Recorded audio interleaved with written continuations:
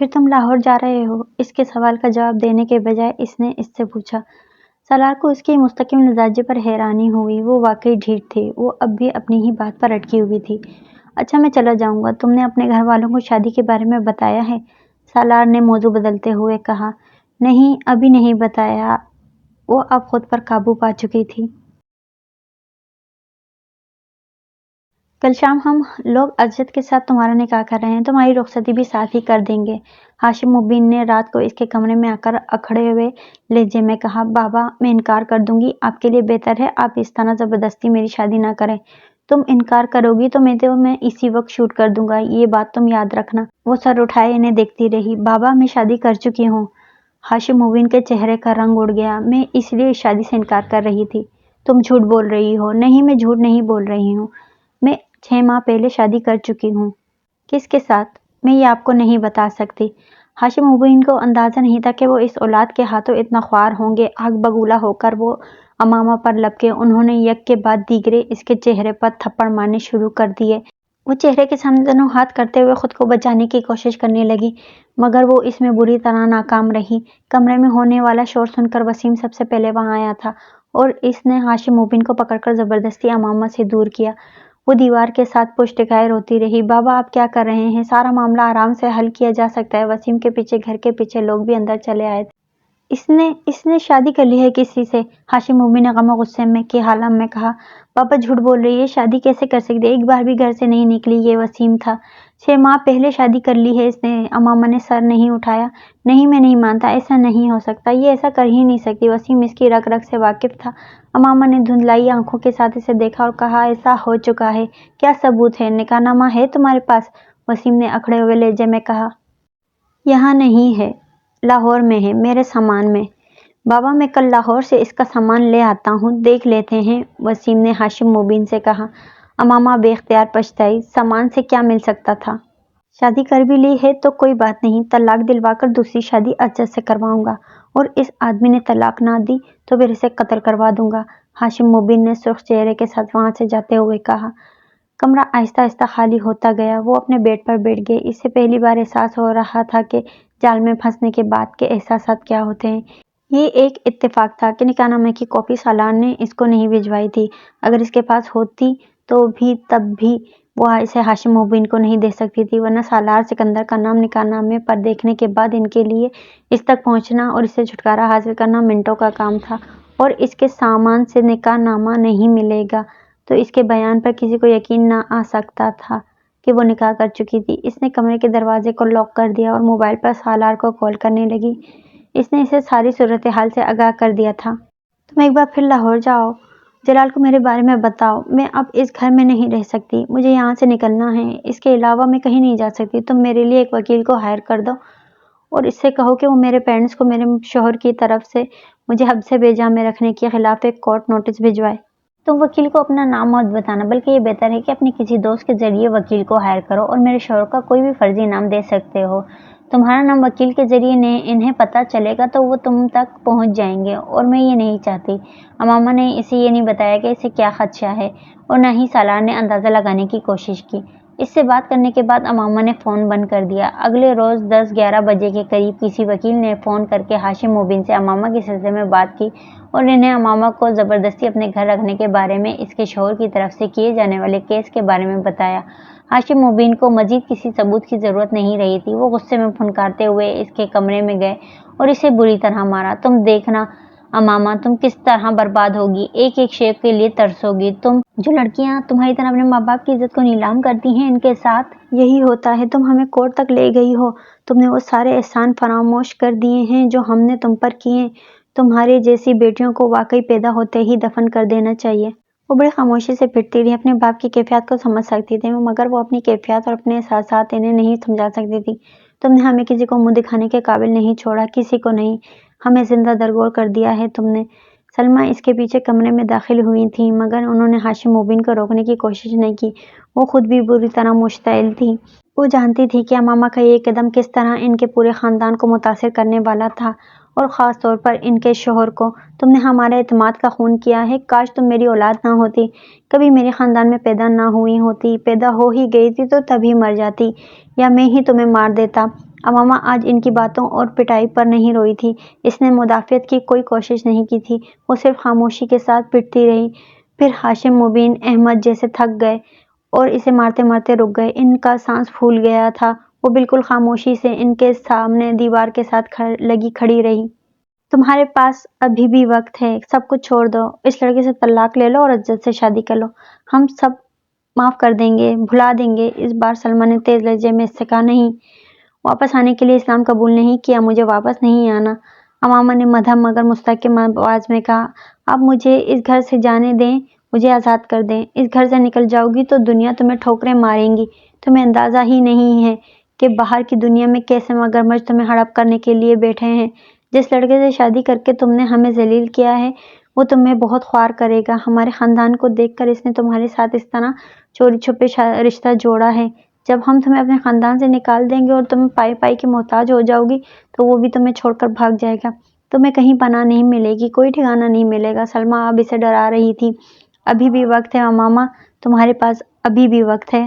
نہیں امی، میرے پاس کوئی وقت نہیں ہے، میں سب کچھ طے کر چکی ہوں، میں اپنا فیصلہ آپ کو بتا چکی ہوں، مجھے یہ سب قبول نہیں۔ آپ مجھے جانے دیں، اپنے خاندان سے الگ کرنا چاہتے ہیں کر دیں، جائیداد سے محروم کرنا چاہتے ہیں کر دیں، میں کوئی اعتراض نہیں کروں گی، مگر میں کروں گی وہی جو آپ کو بتا رہی ہوں۔ میں اپنی زندگی کے راستے کا انتخاب کر چکی ہوں، آپ یا کوئی بھی اسے بدل نہیں سکتا۔ ایسی بات ہے تو تم اس گھر سے نکل کر دکھاؤ، میں تمہیں جان سے مار دوں گا لیکن اس گھر سے تمہیں جانے نہیں دوں گا۔ وہ اس وکیل کو تو میں اچھی طرح دیکھ لوں گا۔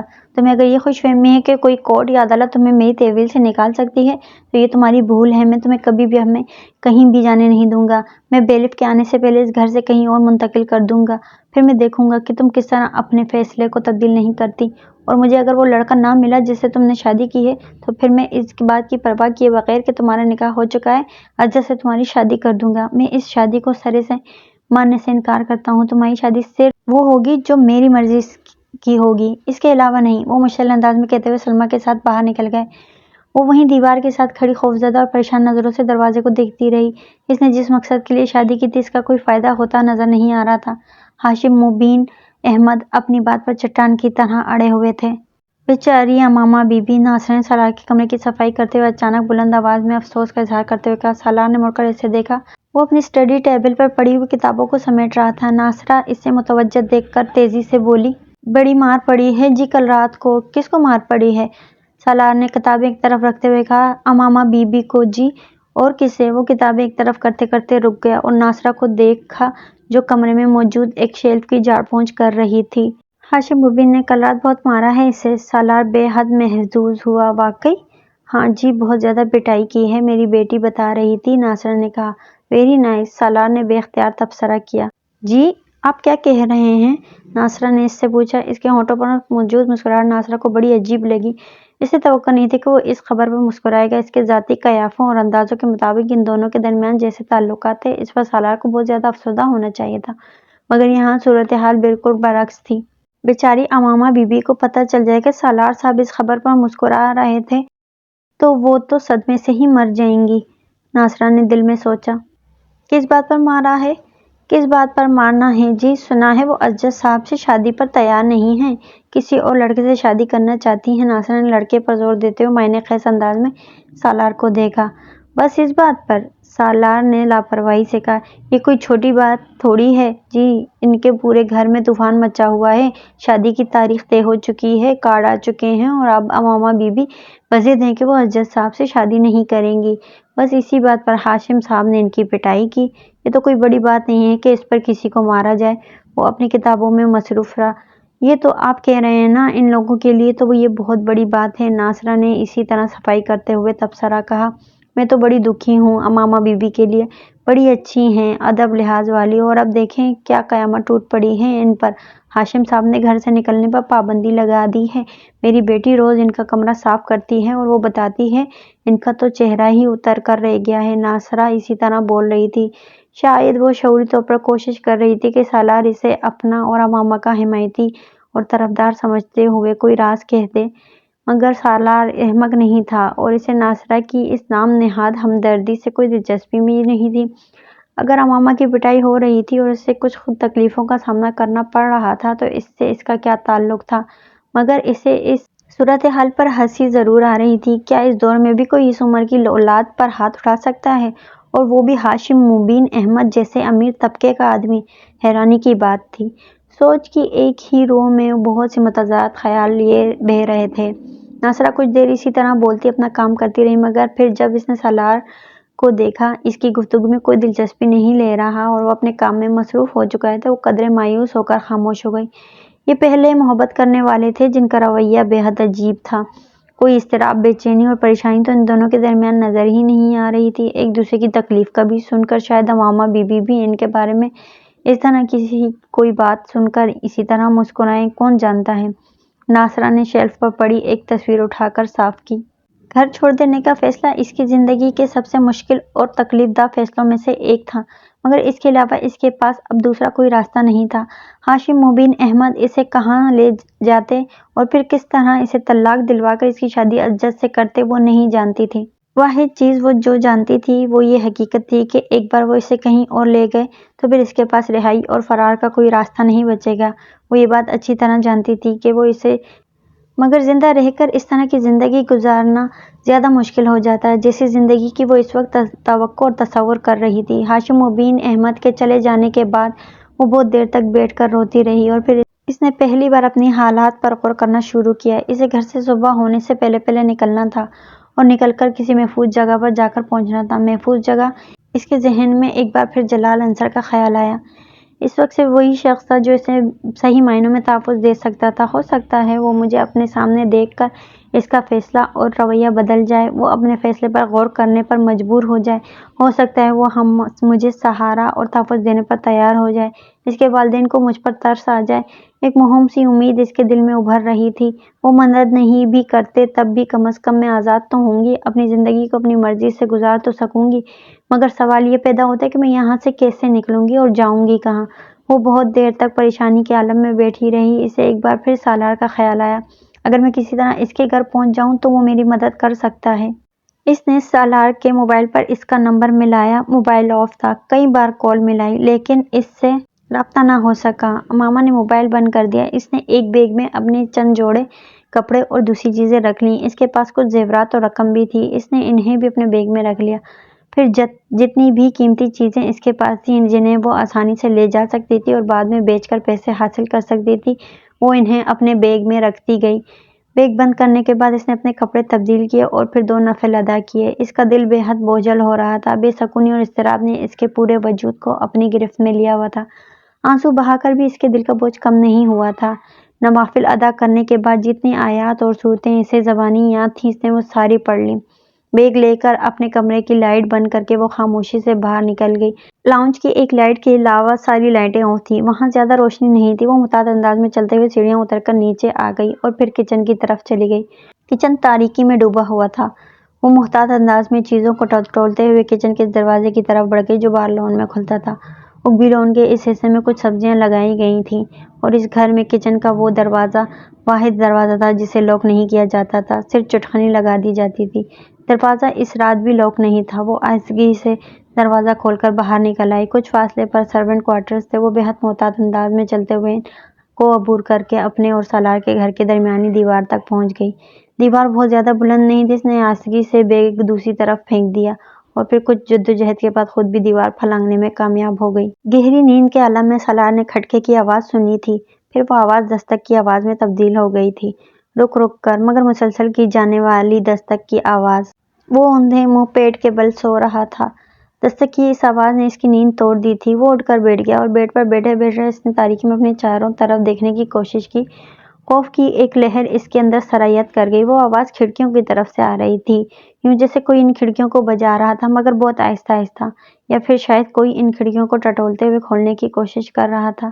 سالار کے ذہن میں پہلا خیال کسی چور کا آیا تھا۔ وہ سلائڈنگ ونڈوز تھیں اور بدقسمتی سے وہاں کوئی گرل نہیں تھی۔ اس کی ضرورت اس لیے محسوس نہیں کی گئی تھی کیونکہ وہ امپورٹڈ گلاس کی بنی ہوئی تھی جنہیں آسانی سے توڑا یا کاٹا نہیں جا سکتا تھا اور انہیں صرف اندر سے کھولا جا سکتا تھا۔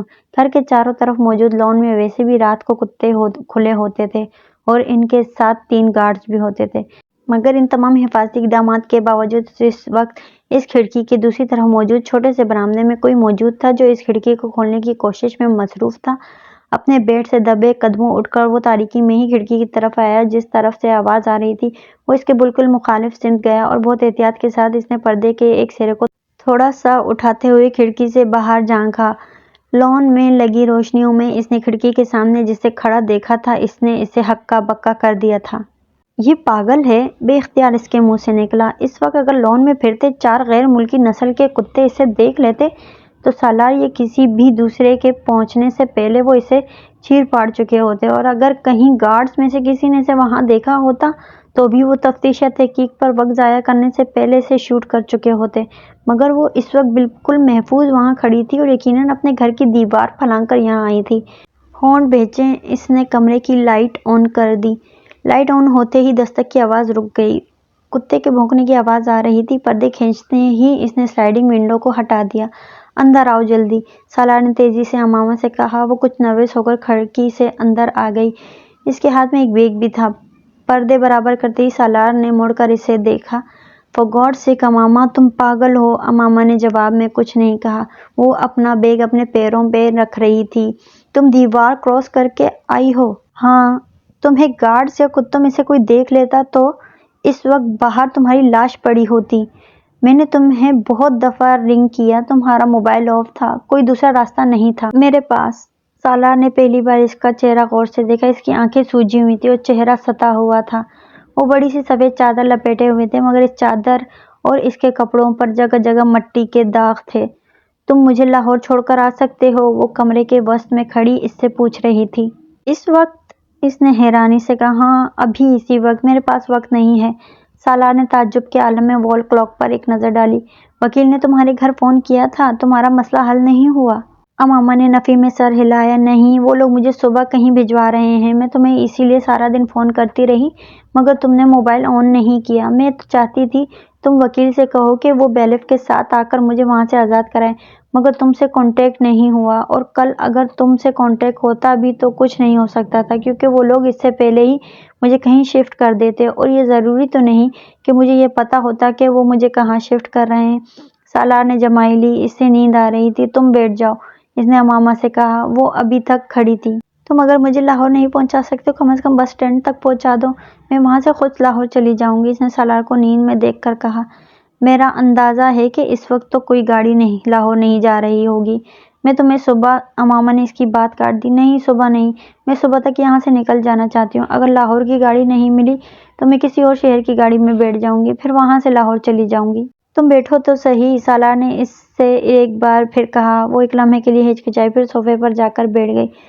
سالار خود ہی اپنے بیڈ کی پینتی پر بیٹھ گیا۔ لاہور تم کہاں جاؤ گی؟ اس نے پوچھا۔ جلال کے پاس، مگر وہ تم سے شادی سے انکار کر چکا ہے۔ میں پھر بھی اس کے پاس جاؤں گی، اسے مجھ سے محبت ہے، وہ مجھ کو اس طرح بے یار و مددگار نہیں چھوڑ سکتا۔ میں اس سے اور اس کے گھر والوں سے ریکویسٹ کروں گی، میں جانتی ہوں وہ میری بات مان لیں گے، وہ میری صورتحال کو سمجھ لیں گے، مگر تم تو مجھ سے شادی کر چکی ہو۔ امامہ چونک کر سالار کا چہرہ دیکھنے لگی۔ پیپر میرج ہے وہ، میں نے تمہیں بتایا تھا کہ میں مجبوراً نکاح کر رہی ہوں، شادی تو نہیں ہے یہ۔ وہ اسے پلکیں جھپکائے بغیر گہری نظروں سے دیکھتا رہا۔ تم جانتی ہو میں آج لاہور گیا تھا جلال کے پاس۔ امامہ کے چہرے پر ایک رنگ آ کر گزر گیا۔ تم نے اسے میری پریشانی اور صورتحال کے بارے میں بتایا؟ نہیں، سالار نے نفی میں سر ہلایا۔ کیوں؟ جلال نے شادی کر لی ہے، سالار نے لاپرواہی سے کندھے اچکاتے ہوئے کہا۔ وہ سانس لینا بھول گئی۔ پلکیں جھپکائے بغیر وہ کسی بت کی طرح اسے دیکھنے لگی۔ 3 دن ہو گئے ہیں اس کی شادی کو، کل پرسوں تک وہ سیر و تفریح کے لیے ناردرن ایریاز کی طرف جا رہا ہے۔ اس نے میری کوئی بات سننے سے پہلے ہی مجھے یہ سب کچھ بتانا شروع کر دیا تھا۔ شاید وہ چاہتا تھا کہ میں اب تمہارے بارے میں بات نہ کروں۔ اس کی بیوی بھی ڈاکٹر ہے۔ سالار بات کرتے کرتے رک گیا۔ میرا خیال ہے کہ اس کے گھر والوں نے تمہارے مسئلے کی وجہ سے ہی اس کی اس طرح اچانک شادی کی ہے۔ وہ یک کے بعد دیگرے جھوٹ پر جھوٹ بولتا جا رہا تھا۔ مجھے یقین نہیں آ رہا، جیسے کسی خلا سے آواز آئی تھی۔ ہاں، مجھے بھی یقین نہیں آیا تھا اور مجھے توقع تھی کہ تمہیں بھی یقین نہیں آئے گا، مگر یہ سچ ہے۔ تم فون کر کے اس سے بات کر سکتی ہو اس بارے میں، سالار نے کندھے جھٹکتے ہوئے لاپرواہی سے کہا۔ امامہ کو لگا وہ پہلی بار صحیح معنوں میں گھپ اندھیرے میں آ کر کھڑی ہوئی ہے۔ روشنی کی وہ کرن جس کے تعاقب میں وہ اتنا عرصہ چلتی آئی تھی ایک دم گھل ہو گئی ہے۔ راستہ تو ایک طرف وہ اپنے وجود کو بھی نہیں دیکھ پا رہی تھی۔ اب تم خود سوچ لو کہ لاہور جا کر تم کیا کرو گی۔ وہ تو اب تم سے شادی کر سکتا ہے نہ اس کے گھر والے تمہیں پناہ دے سکتے ہیں۔ بہتر ہے تم واپس چلی جاؤ، ابھی تمہارے گھر والوں کو پتہ نہیں چلا ہوگا۔ امامہ نے کہیں بہت دور سے سالار کی آواز آتی سنی۔ وہ کچھ نہ سمجھنے والے انداز میں اس کا چہرہ دیکھتی رہی۔ مجھے لاہور چھوڑاؤ، وہ بڑبڑائی۔ جلال کے پاس جاؤ گی؟ نہیں، اس کے پاس نہیں جاؤں گی، مگر میں اپنے گھر نہیں رہ سکتی۔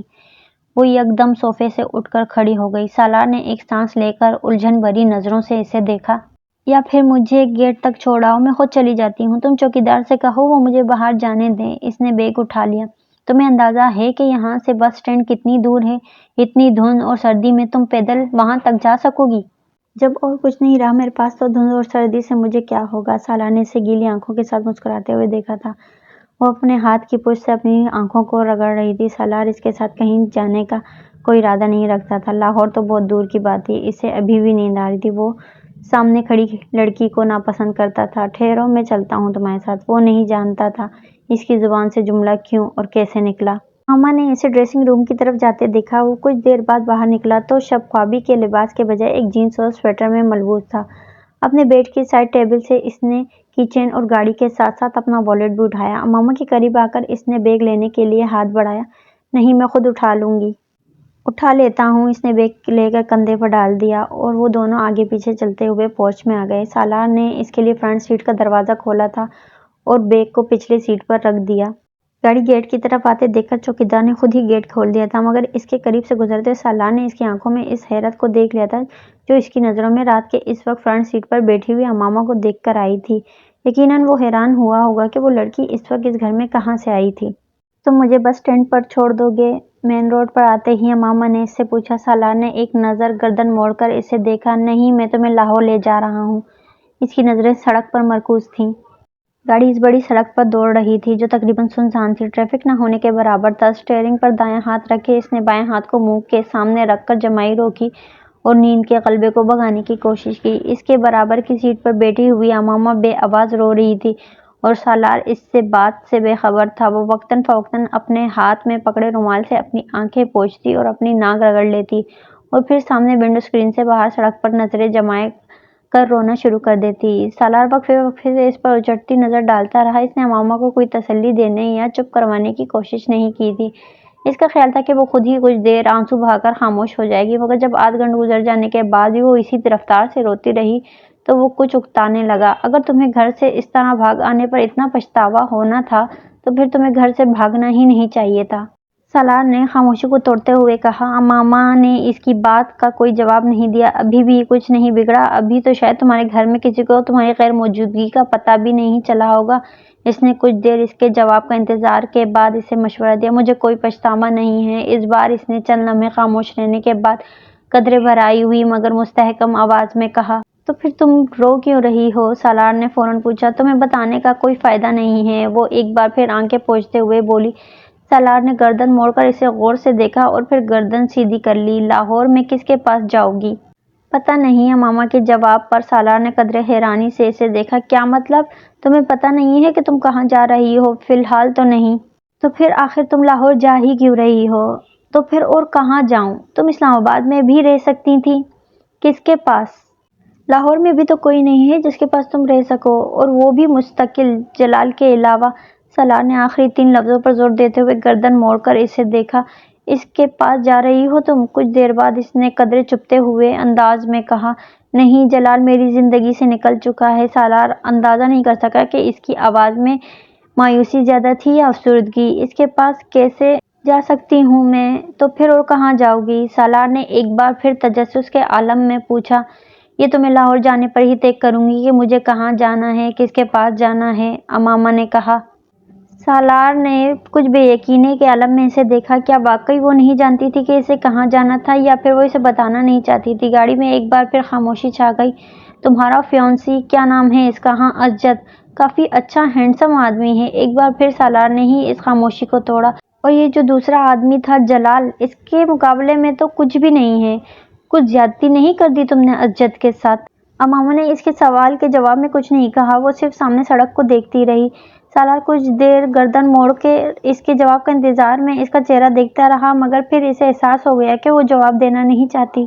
میں تمہیں سمجھ نہیں پایا، جو کچھ تم کر رہی ہو اسے بھی نہیں، تمہاری حرکتیں بہت بہت عجیب ہیں اور تم اپنی حرکتوں سے زیادہ عجیب ہو، سالار نے کچھ دیر خاموش رہنے کے بعد کہا۔ اس بار امامہ نے گردن موڑ کر اسے دیکھا۔ کیا تمہاری حرکتوں سے زیادہ عجیب ہیں میری حرکتیں؟ اور کیا میں تم سے زیادہ عجیب ہوں؟ بڑے دھیمے مگر مستحکم لہجے میں پوچھے گئے اس سوال نے چند لمحوں کے لیے سالار کو لاجواب کر دیا تھا۔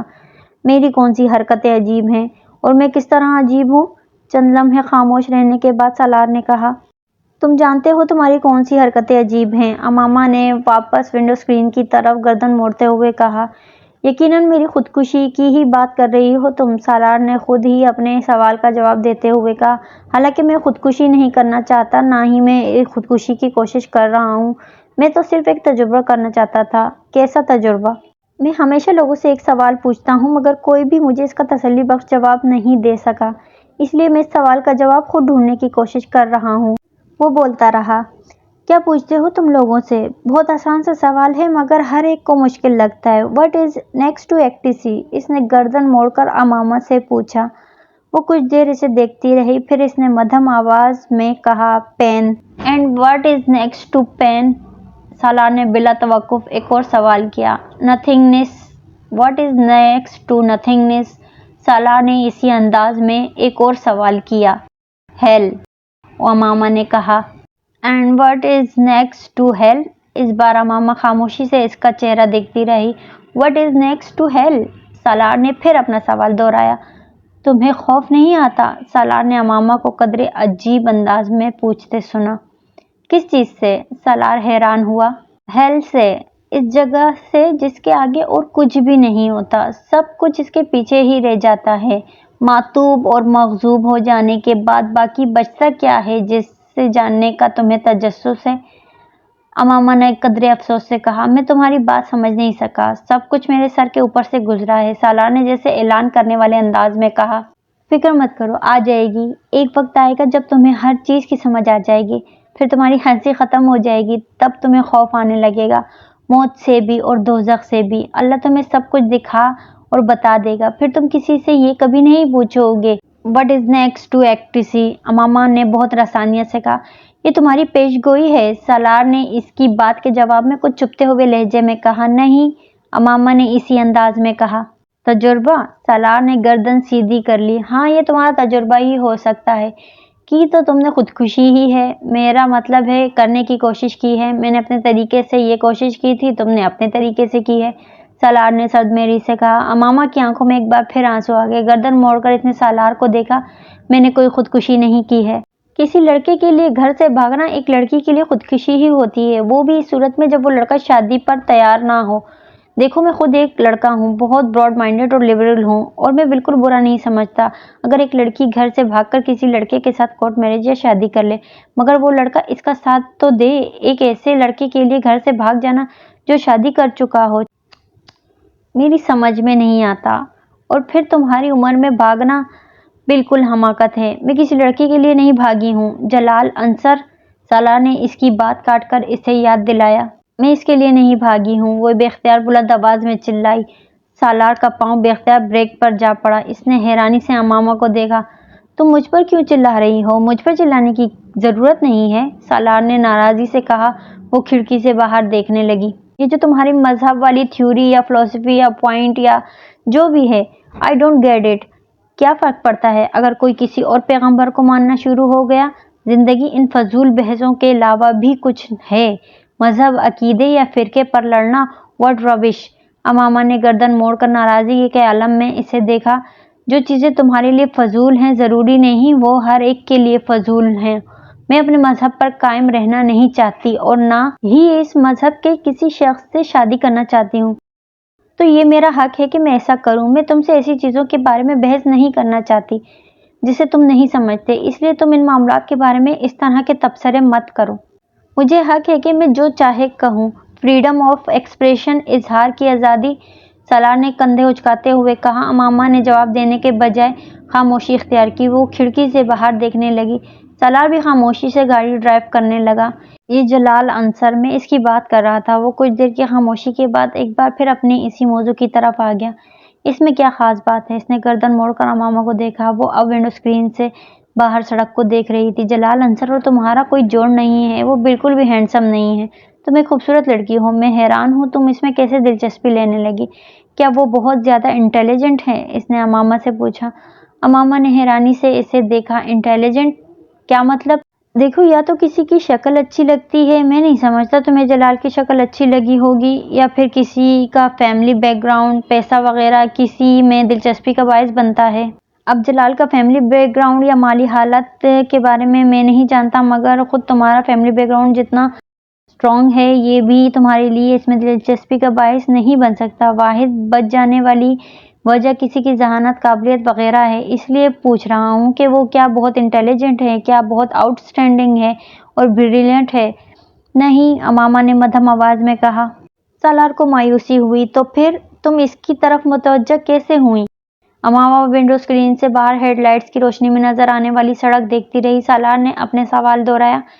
सिर्फ कंधे उचकाते हुए वो दोबारा ड्राइविंग पर तवज्जो देने लगा। गाड़ी में एक बार फिर खामोशी छा गई। वो नात बहुत अच्छी पढ़ता है। तकरीबन 5 मिनट बाद खामोशी टूटी थी।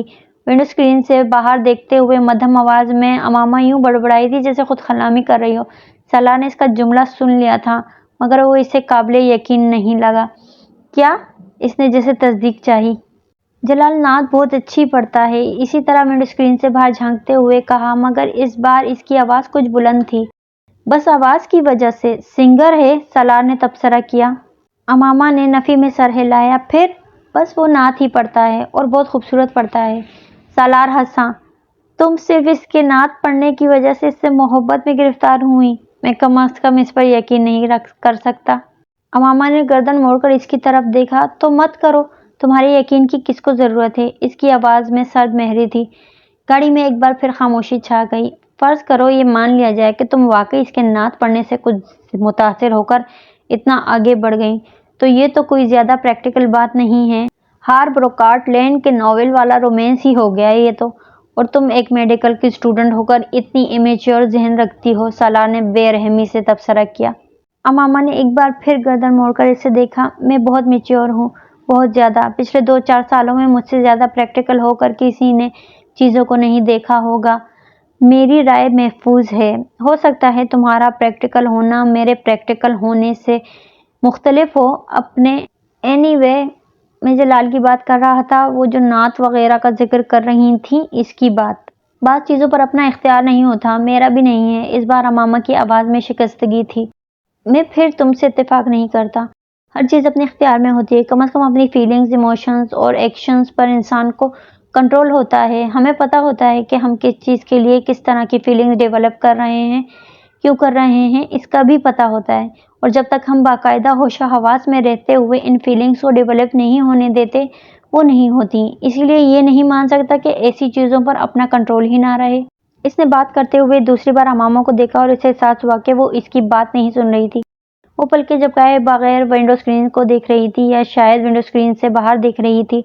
इसकी आंखें मतुरम थी और वो इस वक्त भी इनमें नमी नजर आ रही थी। वो ज़हनी तौर पर कहीं और मौजूद थी। कहाँ, ये वो नहीं जान सकता था। इसे वो एक बार फिर अबनॉर्मल लगी। बहुत देर तक खामोशी से गाड़ी ड्राइव करते रहने के बाद सालार ने कदरे उकताकर एक बार फिर इसे मुखातिब किया। नात पढ़ने के अलावा इसमें और कौन सी क्वालिटी है? इसकी आवाज़ बुलंद थी। अमामा बेख्तियार चौंक गई। नात पढ़ने के अलावा इसमें और क्या क्वालिटी है? सालार ने अपना सवाल दोहराया। हर वो क्वालिटी जो एक अच्छे इंसान, अच्छे मुसलमान में होती है, अमामा ने कहा। मसलन? सालार ने भवें उचकाते हुए कहा। और अगर ना भी होती तो भी वो शख्स हज़रत मोहम्मद सल्लल्लाहु अलैहि वसल्लम से इतनी मोहब्बत करता है कि मैं इसे इसी एक क्वालिटी की खातिर किसी भी दूसरे शख्स पर तरजीह देती। सालार अजीब से अंदाज में मुस्कुराया। What a logic! ऐसी बातों को मैं वाकई ही नहीं समझ सकता। इसने गर्दन को नफी में हिलाते हुए कहा। तुम अपनी पसंद से शादी करोगे या अपनी पेरेंट्स की पसंद से? अमामा ने अचानक इससे पूछा। वो हैरान हुआ। ऑफ कोर्स अपनी पसंद से। पेरेंट्स की पसंद से शादी वाला जमाना तो नहीं है ये। इसने कंधे उचकाते हुए लापरवाही से कहा। तुम भी तो किसी क्वालिटी की वजह से ही कोई लड़की पसंद करोगे, शक्ल सूरत की वजह से, या फिर जिससे तुम्हारी अंडरस्टैंडिंग हो जाएगी, इससे ऐसा ही होगा ना? वो पूछ रही थी। यकीनन, सालार ने कहा। मैं भी तो यही कर रही हूँ। अपनी अपनी तरजीहात की बात होती है। تم ان چیزوں کی بنا پر کسی سے شادی کرو گے؟ میں بھی ایسی ہی ایک وجہ کی بنا پر شادی کرنا چاہتی تھی جلال انصر سے۔ وہ رکی۔ میری خواہش ہے میری شادی اس سے ہو جو حضرت محمد صلی اللہ علیہ وسلم سے مجھ سے زیادہ محبت رکھتا ہو۔ جلال انصر آپ صلی اللہ علیہ وسلم سے مجھ سے زیادہ محبت کرتا تھا۔ مجھے لگا مجھے اسی شخص سے شادی کرنی چاہیے۔ میں نے تم سے کہا بعض چیزوں پر اختیار نہیں ہوتا، بعض خواہشات، بس ان سے چھٹکارا پانا ممکن نہیں ہوتا۔ اس نے افسردگی سے سر کو جھٹکتے ہوئے کہا۔ اور اب جب وہ شادی کر چکا ہے تو اب تم کیا کرو گی؟ پتہ نہیں۔ تم ایسا کرو کہ تم کسی اور نعت پڑھنے والے کو ڈھونڈ لو، تمہارا مسئلہ حل ہو جائے گا۔ وہ مذاق اڑانے والے انداز میں ہنسا۔ امامہ پلکیں جھپکائے بغیر اسے دیکھتی رہی۔ وہ سفاکی کی حد تک بے حس تھا۔ اس طرح کیوں دیکھ رہی ہو تم؟ میں مذاق کر رہا ہوں۔ وہ اب اپنی ہنسی پر قابو پا چکا تھا۔ امامہ نے کچھ کہنے کے بجائے گردن موڑ لی۔ تمہیں تمہارے فادر نے مارا ہے؟ سالار نے پہلے کی طرح کچھ دیر خاموش رہنے کے بعد بولنے کا معمول جاری رکھا۔ تمہیں کس نے بتایا؟ امامہ نے اسے دیکھے بغیر کہا۔ ملازمہ نے، سالار نے اطمینان سے جواب دیا۔ بیچاری یہ سمجھ رہی تھی کہ تم جو یہ شادی سے انکار کر رہی ہو وہ میری وجہ سے کر رہی ہو، اس لیے اس نے مجھ تک تمہاری حالت زار بڑے دردناک انداز میں پہنچائی تھی۔ مارا ہے تمہارے فادر نے؟ ہاں، اس نے بے تاثر انداز میں کہا۔ کیوں؟ میں نے پوچھا نہیں، شاید وہ ناراض تھے اس لیے۔ تم نے کیوں مارنے دیا؟ امامہ نے گردن موڑ کر اسے دیکھا۔ وہ میرے بابا ہیں، انہیں حق ہے، وہ مار سکتے ہیں مجھے۔ سالار نے حیرانی سے اسے دیکھا۔ ان کی جگہ کوئی بھی ہوتا وہ اسی صورتحال میں یہی کرتا۔ مجھے یہ قابل اعتراض نہیں لگا۔ وہ بڑی ہموار لہجے میں کہہ رہی تھی۔ اگر مارنے کا حق ہے تو انہیں پھر تمہاری شادی کرنے کا بھی حق ہے۔ اس پر اتنا ہنگامہ کیوں کھڑا کر رہی ہو تم؟ سالار نے چپتے ہوئے لہجے میں کہا۔ کسی مسلمان سے کرتے اور چاہے جہاں مرضی کر دیتے، میں کروا لیتی، چاہے وہ جلال انصر نہ ہوتا، استہزائیہ انداز میں کہا۔ ہاں، اب بھی آخر کون سا ہو گئی ہے اس سے؟ اس کی آنکھوں میں ایک بار پھر نمی جھلملا رہی تھی۔ تو تم ان سے یہ کہہ دیتی، کہا تھا۔ تم سمجھتے ہو میں نے نہیں کہا ہوگا؟ مجھے ایک بات پر بہت حیرانی ہے، سالار نے چند لمحوں کے بعد کہا۔ آخر تم نے مجھ سے مدد لینے کا فیصلہ کیوں کیا؟ بلکہ کیسے کر لیا؟ تم مجھے خاصا ناپسند کرتی تھیں۔ اس نے امامہ کی بات کا جواب دیے بغیر بات جاری رکھی۔ میرے پاس تمہارے علاوہ دوسرا کوئی آپشن تھا ہی نہیں، امامہ نے مدھم آواز میں کہا۔ میری اپنی کوئی فرینڈ اس طرح میری مدد کرنے کی پوزیشن میں نہیں تھی جس طرح کوئی لڑکا کر سکتا تھا۔ عزت کے علاوہ میں صرف جلال اور تم سے واقف تھی، اور سب سے قریب ترین صرف تم تھے جس سے میں فوری رابطہ کر سکتی تھی، اس لیے میں نے تم سے رابطہ کیا۔ وہ مدھم آواز میں رک رک کر بولتی رہی۔ تمہیں یقین تھا میں تمہاری مدد کروں گا؟ نہیں، میں نے ایک رسک لیا تھا۔ یقین کیسے ہو سکتا تھا مجھے کہ تم میری مدد کرو گے؟ میں نے تمہیں بتایا نا، میرے پاس تمہارے علاوہ اور کوئی آپشن تھا ہی نہیں۔ یعنی تم نے ضرورت کے وقت گدھے کو باپ بنا لیا ہے؟ اس کے بے حد عجیب لہجے میں کیے گئے تبصرے نے یکدم امامہ کو خاموش ہو جانے پر مجبور کر دیا۔ وہ بات منہ پر مارنے میں ماہر تھا، مگر اس نے غلط بھی نہیں کہا تھا۔ ویری انٹرسٹنگ، اس نے امامہ کے جواب کا انتظار کیے بغیر کہا، جسے اپنے تبصرے پر خود ہی محظوظ ہوا تھا۔ میں گاڑی کچھ دیر کے لیے یہاں روکنا چاہ رہا ہوں، سالار نے سڑک کے کنارے بنے ہوئے ایک سستے قسم کے ہوٹل اور سروس اسٹیشن کو دیکھتے ہوئے کہا۔ میں ذرا ٹائر چیک کروانا چاہ رہا ہوں، گاڑی میں دوسرا ٹائر نہیں ہے، راستے میں اگر کوئی ٹائر فلیٹ ہو گیا تو بہت مسئلہ ہوگا۔ امامہ نے صرف سر ہلانے پر اکتفا کیا۔ وہ گاڑی موڑ کر اندر لے گیا۔ اس وقت دور کہیں فجر کی اذان ہو رہی تھی۔ ہوٹل میں کام کرنے والے 2-4 لوگوں کے علاوہ وہاں اور کوئی نہیں تھا۔ اسے گاڑی اندر لاتے دیکھ کر ایک آدمی باہر نکل آیا۔ شاید وہ گاڑی کی آواز سن کر آیا تھا۔ سالار گاڑی کا دروازہ کھول کر نیچے اتر گیا۔ وہ کچھ دیر سیٹ کی پشت سے سر ٹکائے آنکھیں بند کیے بیٹھی رہی۔ اذان کی آواز کچھ زیادہ بلند ہو گئی تھی۔ امامہ نے آنکھیں کھول دیں۔ کار کا دروازہ کھول کر وہ باہر نکل آئی۔ دروازہ کھلنے کی آواز پر سالار نے گردن موڑ کر اسے دیکھا تھا۔ یہاں کتنی دیر رکنا ہے؟ وہ سالار سے پوچھ رہی تھی۔ 10-15 منٹ۔ میں انجن میں بھی ایک دفعہ چیک کروانا چاہتا ہوں۔ میں نماز پڑھنا چاہتی ہوں، مجھے وضو کرنا ہے، اس نے سالار سے کہا۔ اس سے پہلے کہ سالار کچھ کہتا، اس آدمی نے بلند آواز میں اسے پکارتے ہوئے کہا، باجی وضو کرنا ہے تو اس ڈرم سے پانی لے لیں۔ اور وہ نماز کہاں پڑھے گی؟ سالار نے اس آدمی سے پوچھا۔ یہ سامنے والے کمرے میں جائے نماز دے دیتا ہوں۔ وہ اب پائپ اتار رہا تھا۔ پہلے جائے نماز دے دوں، پھر انجن آ کر چیک کرتا ہوں، اس آدمی نے اس کمرے کی طرف جاتے ہوئے کہا۔ سالار نے دور سے امامہ کو اس ڈرم کے پاس کچھ تذبذب کے حالت میں کھڑے دیکھا۔ وہ لاشعوری طور پر آگے چلا آیا۔ وہ تارکول کا ایک بہت بڑا خالی ڈرم تھا جسے ایک ڈھکن سے کور کیا گیا تھا۔ اس میں سے پانی کیسے لوں؟ امامہ نے قدموں کی چھاپ پر پیچھے مڑ کر دیکھا۔ سالار نے ادھر ادھر نظر دوڑائی۔ کچھ فاصلے پر ایک بالٹی پڑی ہوئی تھی، وہ بالٹی کو اٹھا لایا۔ میرا خیال ہے یہ اسی بالٹی کو پانی نکالنے کے لیے استعمال کرتے ہیں، اس نے امامہ سے کہتے ہوئے ڈرم کا ڈھکن اٹھایا اور اس میں سے پانی بالٹی میں بھر لیا۔ میں کرا دیتا ہوں وضو۔ سالار کو اس کے چہرے پر تذبذب نظر آیا، مگر پھر کچھ کہنے کے بجائے وہ اپنی آستین اوپر کرنے لگی۔ اپنی گھڑی اتار کر اس نے سالار کی طرف بڑھا دی اور پنجوں کے بل زمین پر بیٹھ گئی۔ سالار نے اس کے بڑھے ہوئے ہاتھوں میں کچھ پانی ڈالا۔ امامہ کو بے اختیار جیسے کرنٹ اس نے ایک دم اپنے ہاتھ پیچھے کر لیے۔ کیا ہوا؟ سالار نے کچھ حیرانی سے کہا۔ کچھ نہیں، پانی بہت ٹھنڈا ہے، تم پانی ڈالو۔ وہ ایک بار پھر ہاتھ میں پھیلا رہی تھی۔ سالار نے پانی ڈالنا شروع کر دیا۔ وہ وضو کرنے لگی۔ پہلی بار سالار نے اس کے ہاتھوں کو کہنیوں تک دیکھا۔ کچھ دیر کے لیے وہ اس کی کلائیوں سے نظر نہیں ہٹا سکا، پھر اس کی نظر اس کی کلائیوں سے اس کے چہرے پر چلی گئی۔ وہ اپنی چادر کو ہٹائے بغیر بڑی احتیاط کے ساتھ سر، کانوں اور گردن کا مسح کر رہی تھی اور سالار کی نظریں اس کے ہاتھوں کی حرکت کے ساتھ ساتھ سفر کر رہی تھیں۔ اس کی گردن میں موجود سونے کی چین اور اس میں لٹکے ہوئے موتی کو بھی اس نے پہلی بار دریافت کیا تھا۔ سالار نے اسے جتنی بار دیکھا تھا اسی طرح کی چادر میں دیکھا تھا۔ چادر کا رنگ مختلف ہوتا مگر وہ ہمیشہ اسے ایک ہی انداز میں لپٹے ہوتی۔ وہ کبھی اس کے خد و خال پر غور نہیں کر سکا۔ پاؤں پر پانی خود ڈال لیتی ہوں۔ اس نے کھڑے ہوتے ہوئے سالار کے ہاتھ سے اس بالٹی کو پکڑ لیا جو اب تقریباً خالی ہونے والی تھی۔ سالار چند قدم پیچھے ہٹ کر مہویت سے دیکھنے لگا۔ وہ وضو کر چکی تو سالار کی مہویت ختم ہوئی۔ اس نے گھڑی اس کی طرف بڑھا دی۔ آگے پیچھے چلتے ہوئے اس کمرے تک آئے جہاں وہ آدمی گیا تھا۔ وہ آدمی جب تک کمرے میں ایک طرف مسلح بچھا چکا تھا۔ امامہ خاموشی سے جائے نماز کی طرف بڑھ گئی۔ لاہور کی حدود میں داخل ہوتے ہی امامہ نے اس سے کہا، اب تم مجھے کسی بھی اسٹاپ پر اتار دو، میں چلی جاؤں گی۔ تم جہاں جانا چاہتی ہو میں تمہیں وہاں چھوڑ دیتا ہوں۔ اتنی دھند میں کسی ٹرانسپورٹ کا انتظار کرتے تمہیں بہت وقت لگے گا۔ سڑکیں اس وقت تقریباً ویران تھیں، حالانکہ صبح ہو چکی تھی، مگر دھند نے ہر چیز کو لپیٹ میں رکھا تھا۔ مجھے نہیں پتا مجھے کہاں جانا ہے، پھر تمہیں میں کسی جگہ کا پتہ بتاؤں؟ ابھی تو شاید میں ہاسٹل جاؤں اور پھر وہاں۔ سالار نے اس کی بات کاٹ دی۔ تو پھر میں تمہیں ہاسٹل چھوڑ دیتا ہوں۔ کچھ فاصلہ اسی طرح خاموشی سے طے ہوا، پھر ہاسٹل سے کچھ فاصلے پر امامہ نے اس سے کہا، بس تم یہاں گاڑی روک دو، میں یہاں سے خود چلی جاؤں گی، میں تمہارے ساتھ ہاسٹل نہیں جانا چاہتی۔ سالار نے سڑک کے کنارے گاڑی روک دی۔ پچھلے کچھ ہفتوں میں تم نے میری بہت مدد کی ہے، میں اس کے لیے تمہارا شکریہ ادا کرنا چاہتی ہوں۔ تم میری مدد نہ کرتے تو آج میں یہاں نہ ہوتی۔ وہ ایک لمحے کے لیے رکی۔ تمہارا موبائل ابھی میرے پاس ہے، مگر مجھے ابھی اس کی ضرورت ہے، میں کچھ عرصے بعد اسے واپس بھجوا دوں گی۔ اس کی ضرورت نہیں، تم اسے رکھ سکتی ہو، میں کچھ دنوں بعد تم سے دوبارہ رابطہ کروں گی، پھر تم مجھے طلاق کے پیپرز بھجوا دینا۔ وہ رکی۔ میں امید کرتی ہوں کہ تم میرے پیرنٹس کو کچھ نہیں بتاؤ گے، یہ کہنے کی ضرورت تھی؟ سالار نے بھویں اچکاتے ہوئے کہا، مجھے کچھ بتانا ہوتا تو میں بہت پہلے بتا چکا ہوتا۔ سالار نے قدرے سرد مہری سے کہا، کیا ابھی بھی تمہاری میرے بارے میں وہی رائے ہے یا تم نے اپنی رائے میں کچھ تبدیلی کی ہے؟ سالار نے اچانک تھیکی مسکراہٹ کے ساتھ اس سے پوچھا، تمہیں نہیں لگتا کہ میں دراصل بہت اچھا لڑکا ہوں؟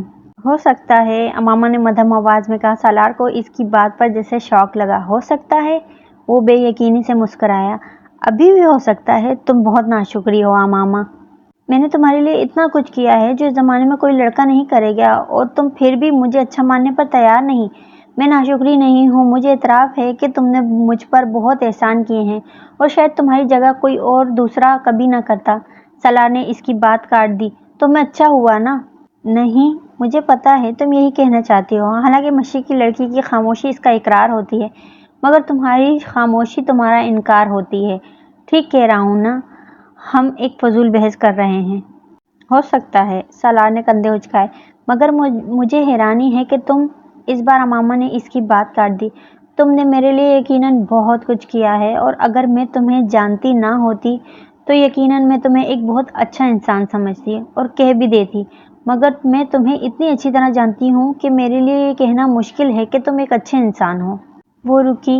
سالار پلکیں جھپکائے بغیر اسے دیکھتا رہا۔ جو آدمی خودکشی کی کوشش کرتا ہو، شراب پیتا ہو، جس نے اپنا کمرہ عورتوں کی برہنہ تصویروں سے بھر رکھا ہو، وہ اچھا آدمی تو نہیں ہو سکتا، امامہ نے دو ٹوک انداز میں کہا۔ تم کسی ایسے آدمی کے پاس جاتی جو یہ تینوں کام نہ کرتا مگر تمہاری مدد بھی نہ کرتا، تو کیا تمہارے لیے وہ اچھا آدمی ہوتا؟ سالار نے تیز آواز میں کہا، جیسے جلال انصر؟ امامہ کے چہرے کا رنگ بدل گیا۔ ہاں، اس نے میری مدد نہیں کی، مجھ سے شادی نہیں کی، مگر اس کا یہ مطلب نہیں کہ وہ برا ہو گیا۔ وہ اچھا آدمی ہے، ابھی بھی میرے نزدیک اچھا آدمی ہے، اور میں نے تمہاری مدد کی، تم سے شادی کی، مگر یقیناً اس کا یہ مطلب نہیں ہے کہ میں اچھا ہو گیا ہوں، میں برا آدمی ہوں۔ وہ عجیب سے انداز میں کہتے ہوئے مسکرایا۔ تمہارا خود اپنے بارے میں کیا خیال ہے امامہ؟ کیا تم اچھی لڑکی ہو؟ اس نے اچانک چپتے ہوئے انداز میں پوچھا، اور پھر جواب کا انتظار کیے بغیر کہنے لگا، میرے نزدیک تم بھی اچھی لڑکی نہیں ہو، تم بھی ایک لڑکے کے لیے اپنے گھر سے بھاگی ہو، اپنے منگیتر کو دھوکہ دیا ہے تم نے، اپنی فیملی کی عزت کو خراب کیا ہے تم نے۔ سالار نے ہر لحاظ بالائے طاق رکھتے ہوئے صاف گوئی سے کہا۔ امامہ کی آنکھوں میں ہلکی سی نمی آ گئی۔ تم ٹھیک کہتے ہو، میں واقعی اچھی لڑکی نہیں ہوں، ابھی مجھے یہ جملہ بہت سے لوگوں سے سننا ہے۔ میں تمہیں بہت لمبی چوڑی وضاحت دے سکتی ہوں، مگر اس کا کوئی فائدہ نہیں، تم ان چیزوں کو نہیں سمجھ سکتے۔ فرض کرو میں تمہیں لاہور نہ لے کر آتا، کہیں اور لے جاتا، پھر؟ مگر میں تمہیں بحفاظت یہاں لے آیا، یہ میرا تم پر کتنا بڑا احسان ہے، تمہیں اندازہ ہے اس کا؟ امامہ گردن موڑ کر اسے دیکھنے لگی۔ مجھے یقین تھا تم مجھے کہیں اور نہیں لے جاؤ گے۔ وہ اس کی بات پر ہنسا۔ مجھ پر یقین تھا؟ کیوں؟ میں تو ایک برا لڑکا ہوں۔ مجھے تم پر یقین نہیں تھا، اللہ پر یقین تھا۔ سالار کے ماتھے پر کچھ بل پڑ گئے۔ میں نے اللہ اور اپنے پیغمبر صلی اللہ علیہ وسلم کے لیے سب کچھ چھوڑ دیا ہے۔ یہ کبھی نہیں ہو سکتا کہ وہ مجھے تمہارے جیسے آدمی کے ہاتھوں رسوا کرتے، یہ ممکن ہی نہیں تھا۔ فرض کرو ایسا ہو جاتا۔ سالار مصر ہوا۔ میں ایسی بات کیوں فرض کروں جو نہیں ہوئی؟ وہ اپنی بات پر قائم تھی۔ یعنی تم مجھے کسی قسم کا کوئی کریڈٹ نہیں دو گی؟ وہ مذاق اڑانے والے انداز میں مسکرایا۔ اچھا فرض کرو میں اب تمہیں جانے نہیں دیتا تو تم کیا کرو گی؟ گاڑی کا دروازہ جب تک میں نہیں کھولوں گا نہیں کھلے گا، یہ تم جانتی ہو۔ اب بتاؤ تم کیا کرو گی؟ وہ یکٹک اسے دیکھتی رہی۔ یا میں یہ کرتا ہوں، سالار نے ڈیش بورڈ پر پڑا ہوا اپنا موبائل اٹھایا اور اس پر ایک نمبر ڈائل کرنے لگا، کہ تمہارے گھر فون کر دیتا ہوں۔ اس نے موبائل کی اسکرین کو اس کی آنکھوں کے سامنے لہرایا۔ اس پر امامہ کے گھر کا نمبر تھا۔ میں انہیں تمہارے بارے میں بتاتا ہوں کہ تم کہاں ہو، کس کے ساتھ ہو، پھر یہاں سے تمہیں سیدھا پولیس اسٹیشن لے جا کر ان کی تحویل میں دے دیتا ہوں، تو پھر تمہارے اعتقاد اور اعتبار کا کیا ہوگا؟ وہ مذاق اڑانے والے انداز میں کہہ رہا تھا۔ امامہ چپ چاپ اسے دیکھتی رہی۔ سالار کو بے حد خوشی محسوس ہوئی۔ سالار نے موبائل آف کرتے ہوئے ایک بار پھر اس کی آنکھوں کے سامنے لہرایا۔ کتنا بڑا احسان کر رہا ہوں میں تم پر کہ ایسا نہیں کر رہا۔ اس نے موبائل کو دوبارہ ڈیش بورڈ پر رکھتے ہوئے کہا۔ حالانکہ تم بے بس ہو، کچھ بھی نہیں کر سکتی۔ اسی طرح رات کو میں تمہیں کہیں اور لے جاتا تو تم کیا کر لیتی؟ میں تمہیں شوٹ کر دیتی۔ سالار نے حیرانی سے اسے دیکھا، پھر قہقہا مار کر ہنسا۔ کیا کر دیتی؟ میں تمہیں شوٹ کر دیتی۔ اس نے اسی انداز میں رک رک کر اسے کہا۔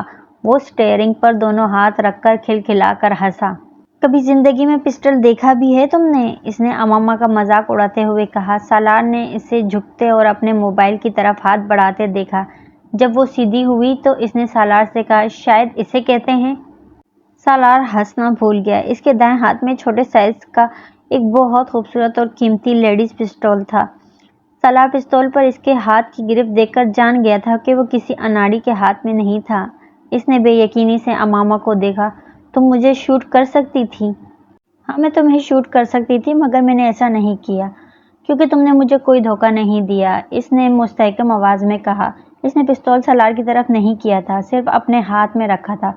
گاڑی کا لاک؟ اس نے بات ادھوری چھوڑتے ہوئے سالار سے کہا۔ سالار نے غیر ارادی طور پر اپنی طرف موجود بٹن دبا کر لاک کھول دیا۔ امامہ نے دروازہ کھول دیا۔ وہ اب پستول اپنی گود میں موجود بیگ میں رکھ رہی تھی۔ دونوں کے درمیان مزید کوئی بات نہیں ہوئی۔ امامہ نے گاڑی سے باہر نکل کر اس کا دروازہ بند کر دیا۔ سالار نے اسے تیز قدموں کے ساتھ ایک قریب آتی ہوئی ویگن کی طرف جاتے اور پھر اس میں سوار ہوتے دیکھا۔ اس کی قوت مشاہدہ بہت تیز تھی۔ وہ کسی بھی شخص کے چہرے کو پڑھ سکتا تھا، اور اسے اس چیز پر بڑا زعم تھا، مگر وہاں اس دھند آلود سڑک پر گاڑی پر بیٹھے ہوئے اس نے اعتراف کیا وہ امامہ ہاشم کو نہیں جان سکا تھا۔ وہ اگلے کئی منٹ اسٹیئرنگ پر دونوں ہاتھ رکھے بے یقینی کے عالم میں وہیں بیٹھا رہا۔ امامہ ہاشم کے لیے اس کی ناپسندیدگی میں کچھ اور اضافہ ہو گیا تھا۔ وہ واپسی پر دھند کی پرواہ کیے بغیر پوری رفتار سے گاڑی چلا کر آیا تھا۔ پورا راستہ اس کا ذہن اسی ادھیڑ بن میں لگا ہوا تھا کہ اس نے پستول آخر کہاں سے نکالا تھا۔ وہ پورے وثوق کے ساتھ کہہ سکتا تھا کہ جس وقت وہ وضو کے لیے پاؤں دھو رہی تھی، اس وقت وہ پستول اس کی پنڈل کے ساتھ نہیں تھا، ورنہ وہ ضرور اسے دیکھ لیتا۔ بعد میں نماز پڑھنے کے دوران بھی وہ بغور اسے سر سے پاؤں تک دیکھتا رہا تھا۔ پستول تب بھی اس کی پنڈل کے ساتھ بندھا ہوا نہیں تھا۔ وہ برگر کھانے اور چائے پینے کے بعد گاڑی میں آ کر بیٹھ گئی تھی اور وہ کچھ دیر بعد گاڑی میں آیا تھا۔ وہ یقیناً گاڑی میں موجود اس کے بیگ میں ہی ہوگا، وہ اندازے لگاتا رہا۔ دوستو کہانی ابھی جاری ہے۔ اگر آپ کو کہانی پسند آ رہی ہے تو کہانی کو لائک اور میرے چینل کو سبسکرائب ضرور کیجیے گا اور کمنٹس میں اپنی رائے کا اظہار ضرور کیجیے گا کہ آپ کو کہانی کیسی لگ رہی ہے، اور پلیز میرے چینل کو سبسکرائب کر کے مجھے سپورٹ کیجیے گا۔